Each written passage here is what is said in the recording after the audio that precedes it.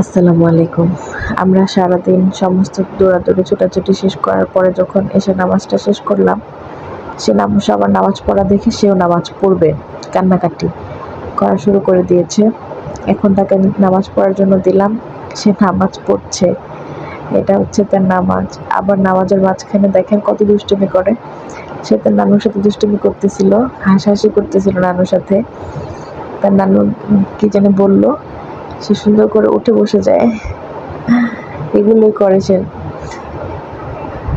যাই হোক, আলহামদুলিল্লাহ, সে কাউকে নামাজ পড়তে দেখলে একদম পাগল হয়ে যায় নামাজের জন্য। আল্লাহ তাকে এভাবেই রাখুক, আমার বাবাটাকে কবুল করুক আল্লাহ।